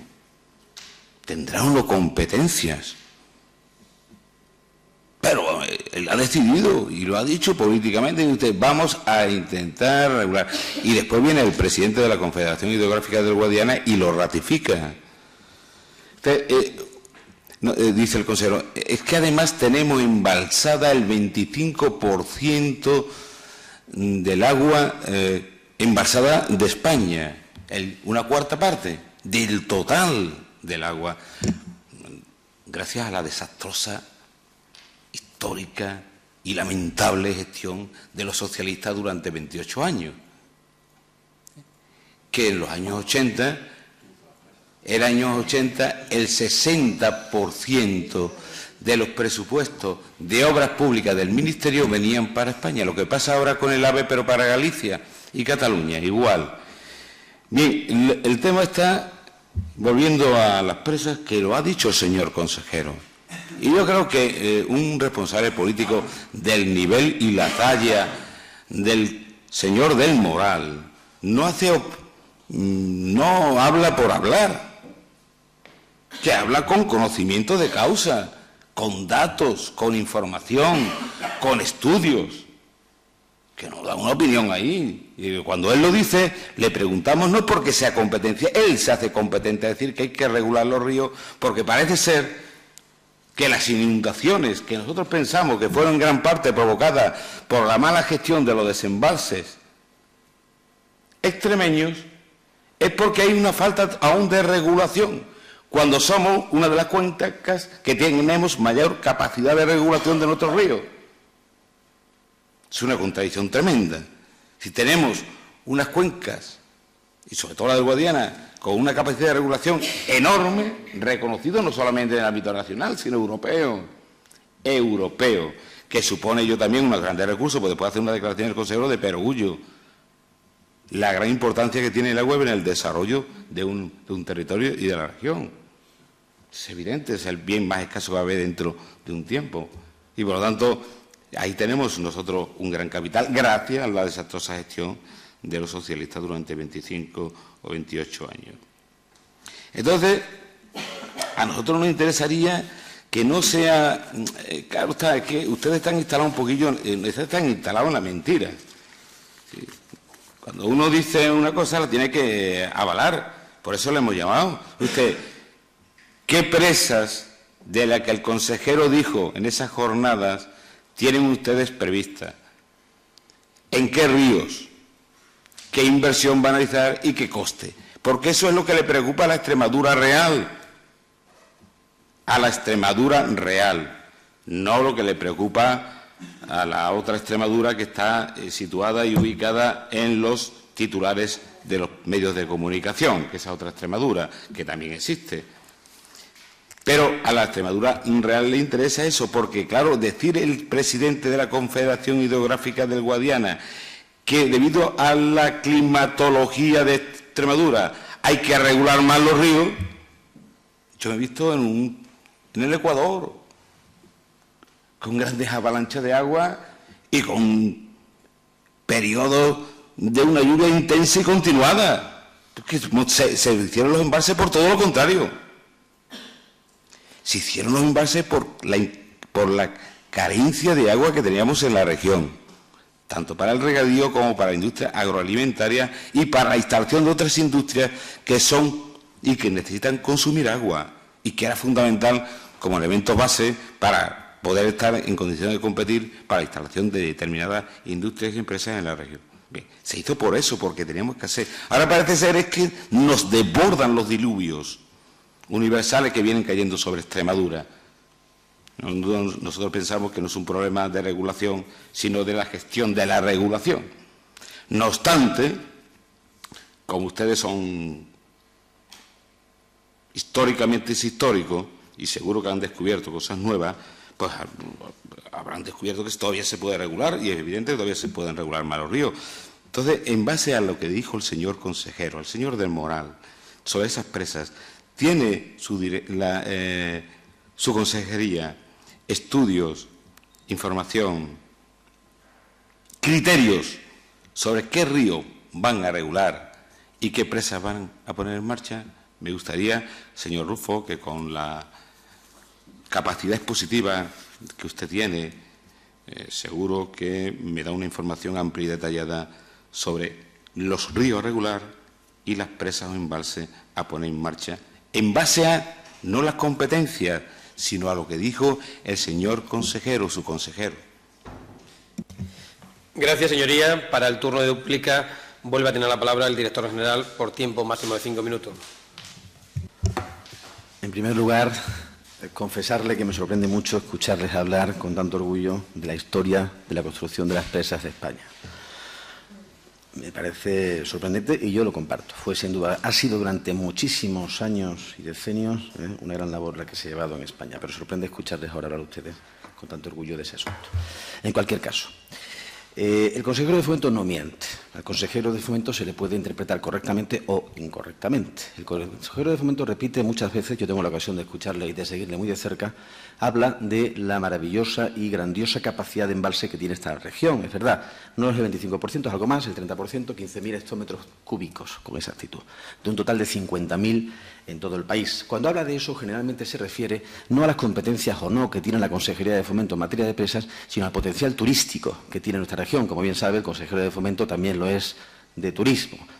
Y a eso se refiere generalmente cuando habla del potencial que tenemos por disponer de esas maravillosas láminas de agua, donde, sin duda alguna, en el futuro nuestra economía podrá apoyarse en el sector turístico, que debe girar una parte al menos en esas actividades o en esas actuaciones turísticas que puedan desarrollarse junto o en relación con esas masas amplias de agua. Por tanto, el consejero de Fomento, una vez más, aclararle, no miente ni se atribuye competencias que no tiene. Si a lo que se refiere en su pregunta, cuando habla de regulación de presas, es a la ejecución de obras de defensa, protección y control del dominio público hidráulico, especialmente las que tienen por objeto hacer frente a fenómenos catastróficos, como no pueden ser las inundaciones o otras situaciones excepcionales, he de decirle que dichas actuaciones tienen por ley la consideración de obras hidráulicas de interés general. Esto lo dice el texto refundido de la Ley de Aguas. Y son, por tanto, de competencia exclusiva de la Administración General del Estado. Esta atribución de competencias del Estado sobre las obras hidráulicas de interés general aparece de forma explícita tanto en el artículo 124 de la Ley de Aguas como en el artículo 9 de nuestro Estatuto de Autonomía, cuando dice que la comunidad autónoma tendrá competencias exclusivas en planificación, construcción y explotación de las obras e infraestructuras hidráulicas, canales y riegos que no estén calificadas de interés general por el Estado. Y lo están. Esas obras cuyo objeto tienen la defensa frente a inundaciones u otros fenómenos catastróficos son de interés general, porque así lo establece de forma expresa el artículo 46 del texto refundido de la Ley de Aguas. También recordarle que son los planes hidrológicos de cuenca los que recogen las actuaciones necesarias para prevenir y evitar ese tipo de daños. Si a lo que se refiere con su pregunta es a aquellas presas donde la Consejería de Fomento y su consejero tienen competencias, se refiere a aquellas presas que sirven para el abastecimiento de agua potable a municipios, tanto a seres humanos como a empresas o cualquier uso del agua que hagamos en cualquiera de los casi 400 municipios que tiene nuestra región. En esa materia, la Consejería de Fomento no tiene previsto la ejecución de ninguna presa, sino llevar a cabo una serie de actuaciones que pueden pasar por ejecución de balsas o ejecución de las tareas propias de conservación y mantenimiento de las más de 40 presas, son en total 41, que son de su titularidad con ese objeto. Le podemos poner como ejemplo la balsa que recientemente se ha construido en San Martín de Trevejo, la que está prevista realizar para el Torno y Rebollar. Por tanto, las competencias de la Consejería de Fomento en materia de obras hidráulicas se refiere solo a aquellas que no son de interés general y las que tienen como objeto el abastecimiento de municipios o la defensa y encauzamiento de márgenes. En ningún caso, la Consejería de Fomento ni el consejero de Fomento se atribuyen competencias que ni siquiera recoge el Estatuto de Autonomía de nuestra región. Muchas gracias. Gracias, señor director general. Y pasamos a la pregunta 4, al punto 4, pregunta tercera. También una pregunta realizada por don Francisco Macías Martín, que vuelve a tener el tiempo de 3 minutos para formularla. Gracias, señor presidente. Yo me refería a la presa que dice el consejero. El consejero cambien el audio de la página porque está emitiendo. En la Me centro perfectamente. Es decir, no, lo único que pasa es que el dato del 25% es también del consejero, que yo se lo he cogido y el señor Rufo le rectifica. Pues me parece fenomenal, pero vamos, son palabras del consejero. Señor Rufo, a ver si acertamos con esto un poquito más. Porque claro, hasta ahora vamos resbalando, que sobre todo los compromisos que se dicen después no se cumplen. ¿Cuáles son las causas, señor Rufo? ¿Cuáles? Aparte del más por menos. ¿Cuáles han sido las causas que han llevado a la Junta de Extremadura a privatizar las estaciones de inspección técnica de vehículos de Olivenza y de Almendralejo? Porque, señor presidente, primera mentira del consejero. El GOBEX no va a privatizar el actual servicio de ITV. Pues muy bien, señor consejero. Dos ya sí, la de Olivenza y la de Almendralejo, las va usted a privatizar porque eran públicas. Claro que el consejero, como buen neoliberal, confunde liberalización con privatización. Y lo que se está produciendo es privatización, no liberalización, que eso sí, presidente, pretende hacer el Ministerio de Industria, liberalizar las estaciones y, por tanto, el servicio de inspección técnica de vehículos. Sí, sí, sí, hay declaraciones y hay interés en hacerlo. Segunda mentira del consejero. Lo que vamos a hacer es ampliar y mejorar, instalándolas, las nuevas ITV, en comarcas que tras 25 años no cuentan con este servicio. Hombre, no será la comarca de Almendralejo y no será la comarca de Olivenza. Segunda mentira del consejero. Porque estas dos comarcas contaban con el servicio que venía prestando la Junta de Extremadura desde hace años. Lo decía ayer. Por lo tanto, a nosotros, y era un servicio además de calidad, de seguridad y un servicio a un precio asequible, a un buen precio, señor Rufo. Y los ciudadanos, en línea general, estaban satisfechos con ese servicio. Un precio de los más baratos que se prestan en comparación con las comunidades autónomas colindantes. Entonces, primero, se pone manifiesto que ustedes están instalados en la mentira. El señor consejero está instalado en la pura mentira, porque no es verdad, no es cierto que no vayan a privatizar el servicio de la ITV, porque de ellos, por lo menos dos, van a privatizar 10, pero bueno, por lo menos dos que eran públicas la privatizan. Y segundo, no es verdad que vaya a dar el servicio donde no se venía dando con el nuevo sistema privatizado, sino que ustedes privatizan dos ITVs, que son públicas, la de Olivenza y la de Almendralejo, y nosotros queremos saber simplemente una cosa muy sencilla, y estoy seguro que con su locuacidad y capacidad expositiva me lo va a dejar plenamente claro, porque la Junta, cuáles han sido las causas que han llevado a la Junta de Extremadura a privatizar estas estaciones. Señor Rufo. Gracias, señoría. A continuación, para el turno de contestación, tiene la palabra el director general de Transporte por tiempo máximo de 10 minutos. Bueno, gracias, presidente. Buenos días, señoría, otra vez. En materia de ITVs, a este Gobierno, a este GOBEX, le han bastado 2 años escasos para darle una vuelta completa a la situación actual. Quería explicar por qué. Hoy día, después de más de 20 años con las competencias asumidas por parte de la comunidad autónoma, la red actual de estaciones de inspección técnica de vehículos está constituida por 12 estaciones ITV, 6 en la provincia de Cáceres y otras 6 en la provincia de Badajoz. Se encuentran ubicadas en Cáceres, Coria, Moraleja, Trujillo, Navalmoral, Plasencia, Badajoz, Olivenza, Mérida, Almendralejo, Villanueva y Zafra. Todas, menos 2, se gestionan de forma directa por personal laboral o funcionario, por empleados públicos. Almendralejo y Olivenza lo hacen mediante la participación de una empresa pública. A nuestro juicio, la red actual adolece de 2 problemas fundamentales. El número de estaciones de ITV es claramente insuficiente para atender, la actual digo, con calidad y rapidez la inspección de los vehículos que lo solicitan para atender sus revisiones obligatorias. No es ningún capricho asistir al ITV, sino una obligación.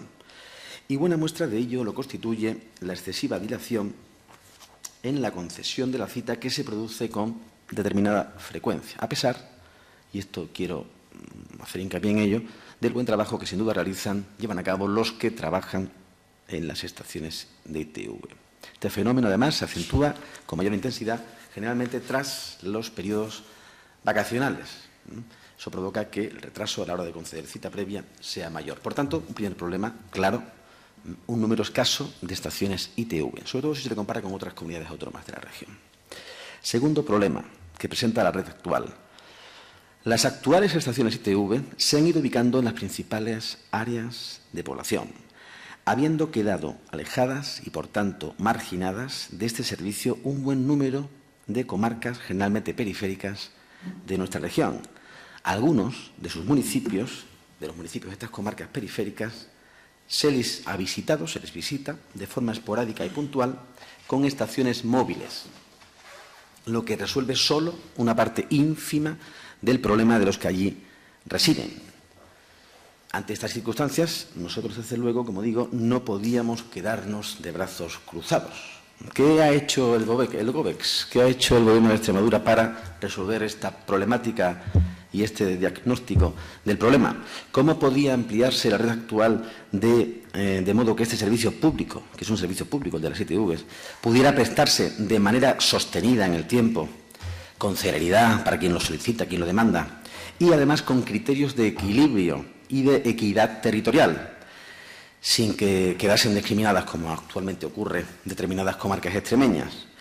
Pues, en definitiva, lo que hemos hecho ahora, lo que está haciendo ahora el Gobierno de Extremadura, es lo mismo que con carácter general se planteó en España hace ya más de 30 años. Era el año 1982 cuando el gobierno de Adolfo Suárez implantó como alternativa a la gestión directa la fórmula de la concesión administrativa ante la imposibilidad, que también tuvo en su época presupuestaria, de poder llevar a cabo, de poder instalar en cada provincia de España una ITV.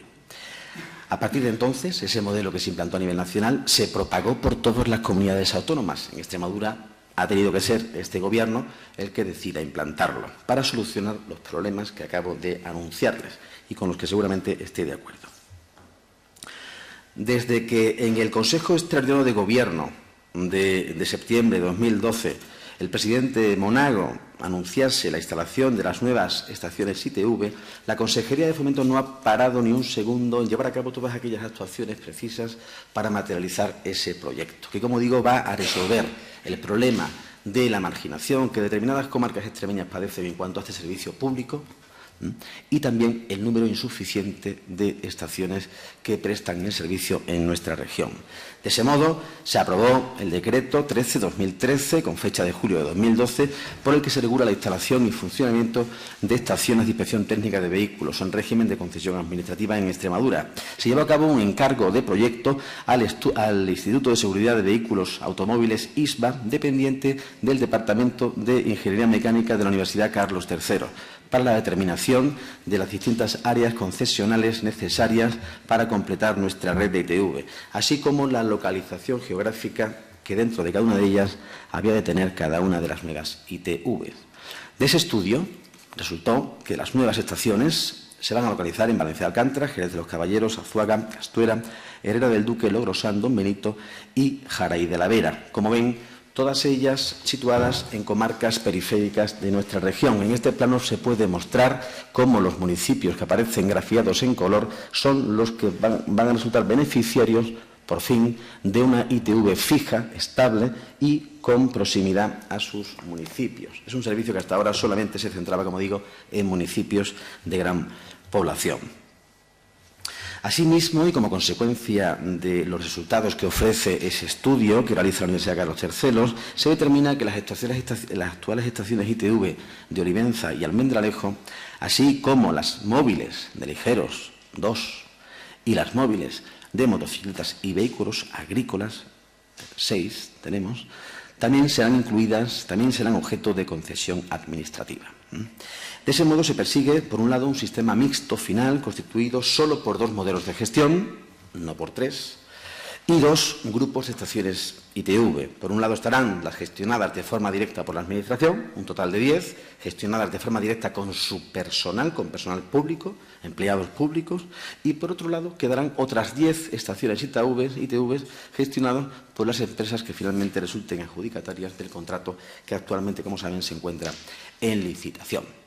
El agrupamiento de estas 10 ITVs que se gestionarán a partir de ahora de forma mediante la concesión administrativa, se agrupan en 2 lotes, con lo que se logra la masa crítica imprescindible de inspecciones, a la vez que se logra el equilibrio necesario entre las ITVs nuevas que generan expectativas y las que no lo hacen tanto. El proceso de licitación, como saben, está en pleno proceso y lo previsto es que a final de año, antes de final de año, se conozcan y se adjudiquen los 2 lotes a las empresas que resulten ganadoras o merecedoras del contrato conforme a el pliego que lo regula. Esto, además de resolver problemas en cuanto a la prestación de servicio público, va a significar para nuestra región en el año 2014 la puesta a disposición de nuestra economía de 15 millones de euros. El efecto que produce esta medida para el 2014, en el contexto de crisis en el que estamos, es el mismo efecto que tendrían 15 millones de euros ubicados en los presupuestos de la Dirección General que yo represento o de la Consejería de Fomento, Vivienda, Ordenación del Territorio y Urbanismo. Esos 15 millones darán lugar, de forma aproximada, a 200 empleos durante la fase de construcción y a 100 empleos directos durante la fase de explotación. Me parece importante recalcar que estos empleos, que además tienen un marcado carácter de cualificación, estamos hablando de directores de ITVs con rango de ingenieros, de inspectores mecánicos y supervisores con formación en FP2, se van a emplazar, se van a localizar en municipios, en comarcas donde precisamente no suelen ser habituales este tipo de oportunidades laborales. Por tanto, creemos que de cara a dinamizar nuestra economía, la economía de nuestra región, es sin duda otra gran medida. Por último, y dado que queremos que estos puestos de trabajo sean ocupados por nuestros desempleados, nuestros jóvenes o extremeños desempleados, la Consejería de Fomento, Vivienda, Ordenación del Territorio y Turismo se ha puesto en contacto con la Universidad de Extremadura a través de su Escuela de Ingenieros Industriales con el fin de colaborar en la preparación de ingenieros y mecánicos en la materia específica de la inspección técnica de vehículos, organizándose 2 cursos, uno para directores técnicos ITVs, enfocados a personas con titulación de ingeniero, y otro para mecánicos, supervisores e inspectores, dirigido a personas con formación profesional. El personal así formado tendrá la posibilidad de acceder a las distintas empresas privadas que operan en toda España en la gestión de estaciones de ITV, en un número superior a 440. Dichos cursos se encuentran actualmente en pleno desarrollo. Aprovecho también la pregunta que me formula para comentarle otras medidas que este Gobierno ha llevado a cabo en materia de estaciones ITVs, como así ha sido la mejora del servicio de cita previa mediante servicio telefónico automatizado las 24 horas del día y también vía web, a través de la página de la Consejería de Fomento. Mensajes telefónicos, como recordatorio del plazo máximo de inspección con el que cuentan los diferentes usuarios, y la instalación del sistema F-Brake para la medición de la eficacia de frenos. Extremadura es la única comunidad autónoma de España donde los vehículos de más de 3.500 kilos, esto es hace unos meses, pueden pasar su inspección en cualquier estado de carga. En el resto de comunidades autónomas, dichos vehículos tienen que ir totalmente cargados o instalar un dispositivo especial con el consiguiente coste para el resto de los casos. Nada más, señor presidente. Muchas gracias, señor director general. En el turno de réplica, el señor Macías tiene la palabra por tiempo máximo de 5 minutos. Muchas gracias, señor presidente. Señor Rufo, vamos a ir por parte. En primer lugar, no me ha dado ni una sola razón, ni una, por las cuales ustedes ya hayan decidido privatizar la ITV de Olivenza y de Almendralejo y meterla en el paquete de las 10 que salieron a concurso. Ni una sola. Segundo lugar, señor Rufo, su discurso ha sido explicando las razones por las cuales ustedes creen que la mejor fórmula para ampliar el servicio de las inspecciones técnicas de vehículos en la región sea privatizarlo. Ese debate lo vamos a tener con el consejero, que ha solicitado su comparecencia también para este tema. ¿Cuál? Se adelantó usted a su debate, lo ha quemado, o de alguna forma el consejero va a tener que terminar reiterando su discurso, pero allá ustedes, como ustedes estructuran sus intervenciones. Tercera cuestión, de vuelta completa nada. Pero nada de nada, señor Rufo. Ustedes lo que han hecho es sacar a concurso la adjudicación, después de 2 años y medio, la adjudicación de 10 estaciones de inspección de servicio público que todavía dice usted que no ha resuelto. No, me lo ha dicho, ¿verdad? ¿Ha dicho usted que no han resuelto? Sí, ¿verdad? Bien, pues hay una empresa en Valencia, en la Comunidad Valenciana, que dice que tiene adjudicada las ITV de Extremadura. Que dice que tiene adjudicada las nuevas estaciones de ITV de Extremadura. Y usted en esta comisión hoy queda constancia en acta, ha dicho que está en proceso de licitación y que aún no se han adjudicado. Yo le digo, una empresa valenciana tiene en su página web que le han concedido las ITV de Extremadura. ¿Cómo me lo explica, señor Rufo? ¿Lo quiere usted ir explicando? Porque ya sabemos lo que hay detrás de las ITV y su privatización en otras comunidades autónomas.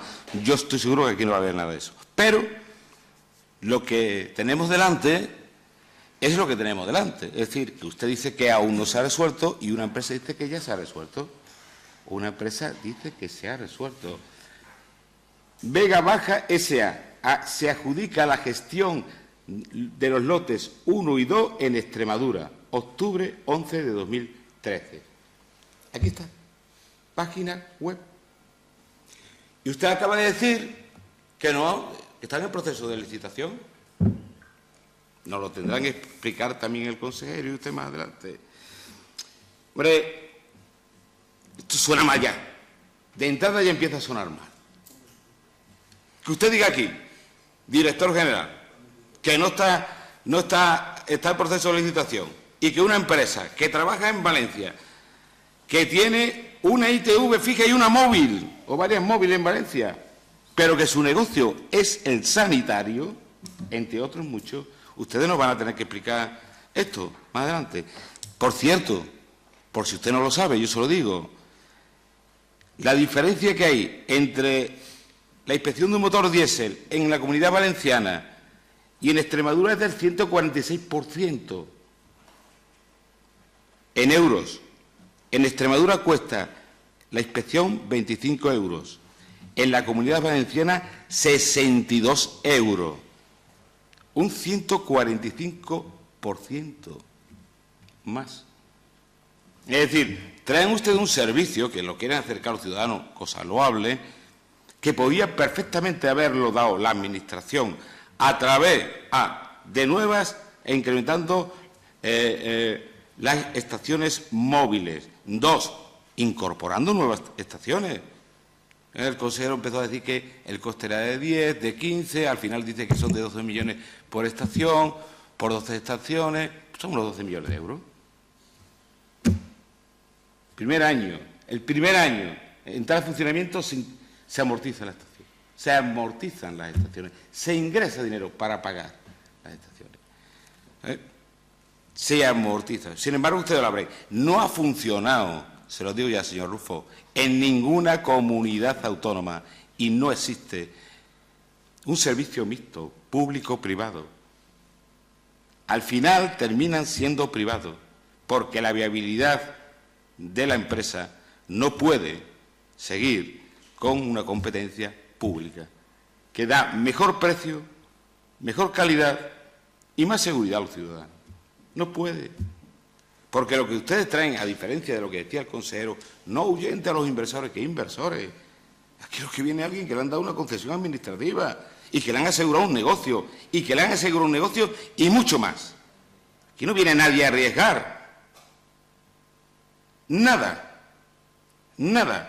Tasado, zona, cantidad, precio, todo. No arriesgan nada. No incorporan nuevas tecnologías. En I+D me refiero. Nada. Si esto es un negocio. Si estamos cambiando, señor Rufo, un servicio de calidad público con puestos de calidad, seguros, fijos, la mayoría, fijos y estables. Señoría, debe de ir terminando. Termino. Precario, señor presidente, termino. Por trabajo precario y en menor calidad. Ahora bien, me quedo con lo último, señor Rufo. Según usted, y termino con esto, presidente, están en proceso de licitación las ITV. Yo le he mostrado una página web donde una empresa dice que ya la tiene adjudicada. Nos lo tendrán que explicar. Nada más, muchas gracias. Gracias, señoría. Para el turno de dúplica tiene la palabra el director general de Transporte por tiempo máximo de 5 minutos. Pues yo le invito a que crea al quien representa a la Administración, porque, como bien he dicho, y puedo repetir, y puedo demostrar y acreditar, el proceso de licitación no ha finalizado. Y no ha finalizado porque no lo va a hacer hasta que no se firme el contrato. Y ahora le voy a decir por qué esa empresa conoce la buena situación que seguramente pueda ostentar a las alturas de contrato o de licitación en la que nos encontramos. Como usted bien sabe, señor Macías, los procesos de licitación, en este caso, que hemos seguido un procedimiento transparente, donde todas las ofertas han sido valoradas de forma matemática, sin posibilidad de que pudiera haber ningún tipo de criterio que fuese de tipo subjetivo, hay una mesa de contratación que es la mesa de contratación número 2, pública, a la que puede asistir cualquiera, y a la que también lo ha hecho, lógicamente, lo han hecho todas las empresas que participaban. En esa mesa, finalmente, se tuvo ocasión de cuantificar las ofertas de cada una de las empresas. Por eso hay empresas que saben que van las primeras y otras que saben que van las últimas. El proceso es absolutamente transparente. Y, como vuelvo a insistir, la licitación no finaliza hasta que no se firma el contrato. La Administración no puede dar como contratista adjudicatario a quien todavía no ha suscrito el correspondiente contrato. ¿De acuerdo? Entonces, queda claro ese asunto. Señor Macías, las estaciones de Olivenza y Almendralejo no están gestionadas de forma directa por la Administración, nunca lo han estado. Nunca lo han estado. Son instalaciones de titularidad pública que lo seguirán siendo con la concesión administrativa, que en breve se adjudicará. Sus empleados actuales no son empleados públicos, no son funcionarios ni personal laboral, son empleados de una empresa pública, no son empleados públicos. Este plan de ampliación de la red de estaciones de inspección técnica de vehículos no pone en manos de empresas privadas ninguna de las estaciones que hoy se gestionan de forma directa por la Administración, con su personal propio, ya sean funcionarios o personal laboral. Los mismos funcionarios y personal laboral que hoy trabajan en las ITVs, mañana seguirán trabajando en ellas. Insisto, el personal de las empresas públicas no son empleados públicos. El personal de las ITVs de Olivenza y Almendralejo no son ni nunca han sido personal de la Administración. Usted se preocupa porque ponemos en manos privadas, señor Macías, el servicio público de ITVs. ¿Cómo puede cuestionarse que alguna de nuestras ITVs vayan a estar gestionadas por empresas privadas, con su propio personal, ese personal o esos trabajos de mala calidad de los que usted habla? Esto en España ha funcionado en todas las comunidades autónomas. Asturias ha sido la única, junto con Extremadura, que de momento no lo ha hecho todavía. Hasta en Andalucía ha habido concesiones administrativas. Si usted desconfía del sistema, ha pasado en todo el país, en todas las comunidades autónomas. Pero lo normal es que nadie lo cuestione. Igual que usted no cuestionará, ¿verdad?, lo que hicieron nuestros gobiernos extremeños anteriores, que propiciaron que, por ejemplo, otro servicio, el de centros de servicios al transporte, se gestionen, se hayan gestionado, se estén gestionando desde hace más de 10 años por una concesión administrativa a través de una empresa pública. Tampoco cuestionará que los más de 300 autobuses que garantizan la movilidad por nuestra región a todos los extremeños también se gestionen en manos de empresas privadas, con empleados privados, a través de concesiones administrativas, muchas de ellas autonómicas.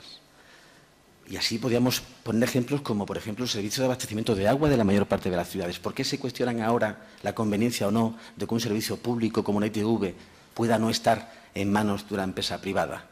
¿Les ofrece desconfianza la empresa privada, señor Macías? ¿Por qué tiene que ser malo el trabajo que ofrece una empresa privada?